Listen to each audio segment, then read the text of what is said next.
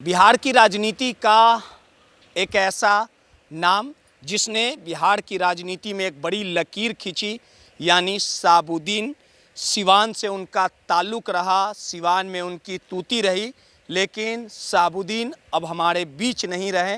लेकिन उनके विरासत को चलाने के लिए लगातार ये कहा जाता था कि उनके बेटे उसामा साहब उनके विरासत को संभालेंगे, उत्तराधिकारी बनेंगे। और आखिरकार शहाबुद्दीन साहब के जो सपने थे वो पूरे 2025 के चुनावी दंगल में हुए, यानी आरजेडी ने उसामा साहब को रघुनाथपुर से चुनाव लड़ाने का काम किया। चुनावी अखाड़े में उसामा साहब ने चुनाव लड़े और आरजेडी से धमाकेदार जीत भी हासिल की।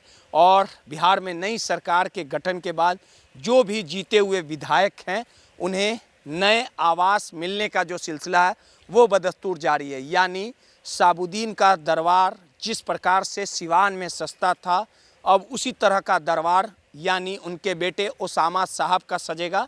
यानी जो भी रघुनाथपुर की जनता किसी तरह की समस्या रहेगी तो सिवान से लेके पटना में उसामा साहब से अगर मुलाकात करना होगा तो इसी निर्वाचन क्षेत्र संख्या 108 रघुनाथपुर में उसामा साहब का ये आवास बिहार सरकार के तरफ से निर्गत किया गया है।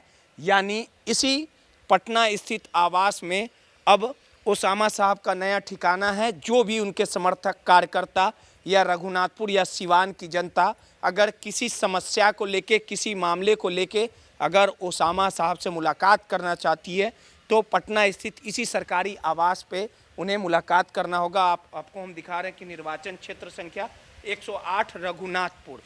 यानी इस बार उसामा साहब ने धमाकेदार जीत हासिल की और इसी बंगले में अब उनका बसेरा रहेगा। यानी अपने कार्यकर्ताओं से मिलने के लिए इसी आवास में मुलाकात करेंगे। और जैसे शहाबुद्दीन का दरबार सस्ता था, उनके जो चाहने वाले लोग थे अपनी समस्याओं को लेके आते थे, अपने दुख दर्द को बताने का काम करते थे, अब उसी तरह उसामा साहब का दरबार यहीं पे सजेगा। और देखिए कि कुछ दिनों पूर्व या कुछ महीने पूर्व या नए साल में उसामा साहब इस घर में आ जाएंगे और सिवान से लेके पटना तक के इसी आवास में ठहरने का काम करेंगे। और ये आकलन किया जा रहा है कि नए साल में रघुनाथपुर के जो विधायक हैं उसामा साहब वो यहाँ पे आ सकते हैं और पूजा पाठ करके फिर यहाँ पे रहने लगेंगे। अभी भले ही मुख्य द्वार का दरवाज़ा बंद है, यानी अंदर से तमाम जो फिनिशिंग है वो कार्य पूरा हो चुका है। लगातार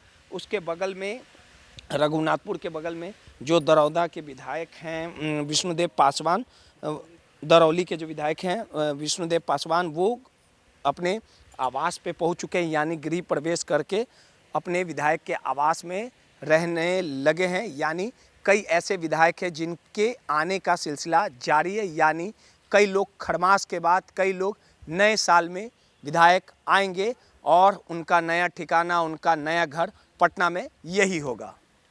नटराज न्यूज़ के लिए रोहित कुमार की रिपोर्ट।